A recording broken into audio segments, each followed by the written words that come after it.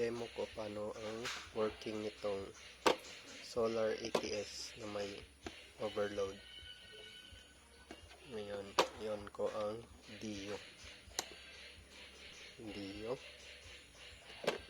Then, itong inverter.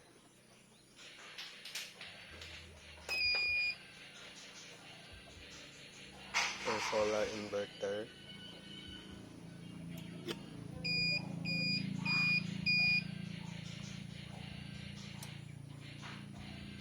By 10 seconds, mag-change power siya papuntang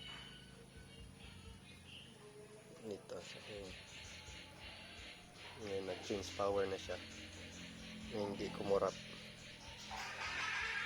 Ngayon, mag-connect tayo sa solar ATS.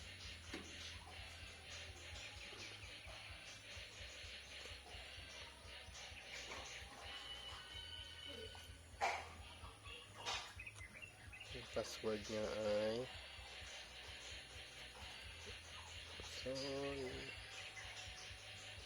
solar 123. Okay, connected.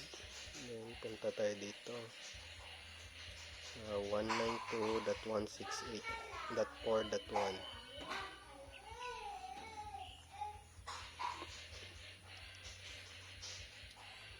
Okay. Dito makikita natin ang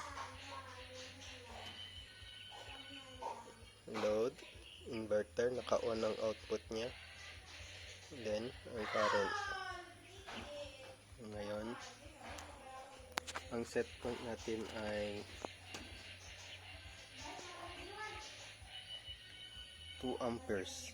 Pag lumagpas siya sa 2 amperes, automatic mag-change power siya sa DIO.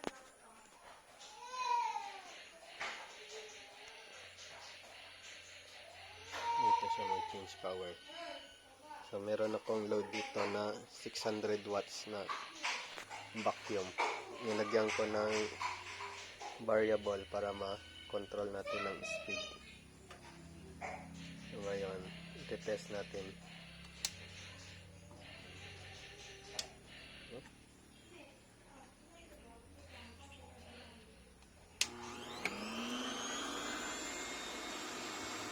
Nag-off siya.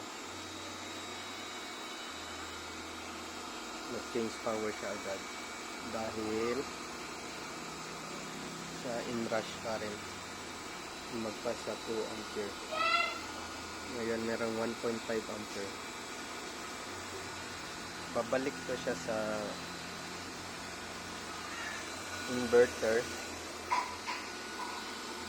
dahil ang load niya 1 ampere, 1.5 ampere lang. Kailangan niya ng mag-wait ng 2 minutes para sa delay niya. Meron siyang delay na 2 minutes para hindi magpabalik-balik sa DIO.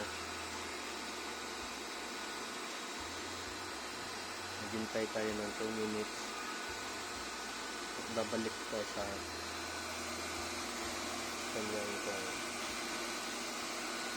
babaan natin. Babaan natin ng 1 ampere.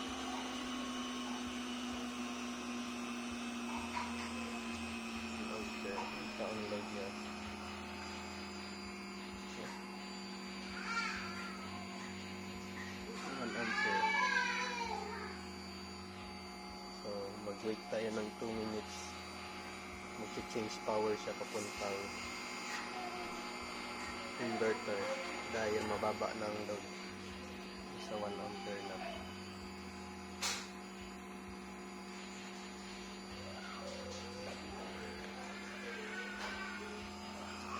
Ito ang ating load vacuum at merong variable para sa makontrol natin ang load for demo purpose. Ito ang ating ilaw.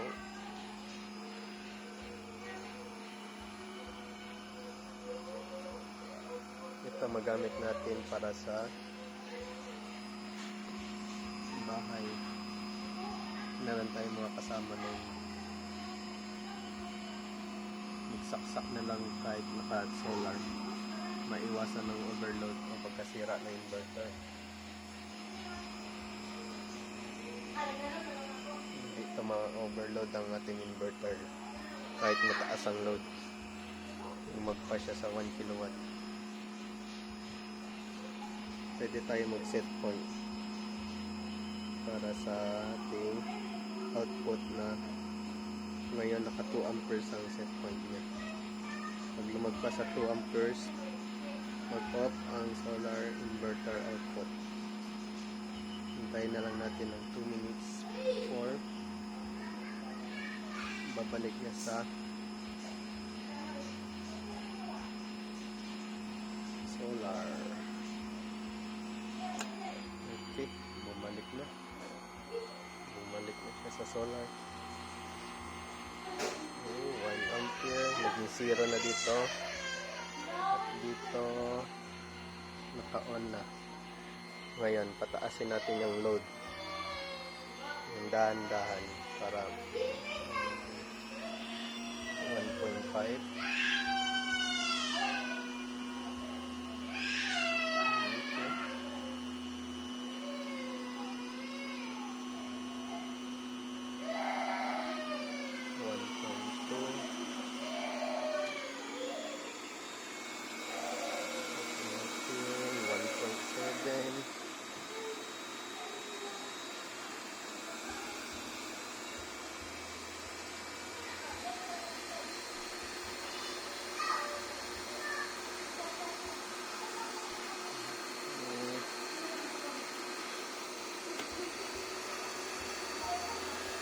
Change power siya.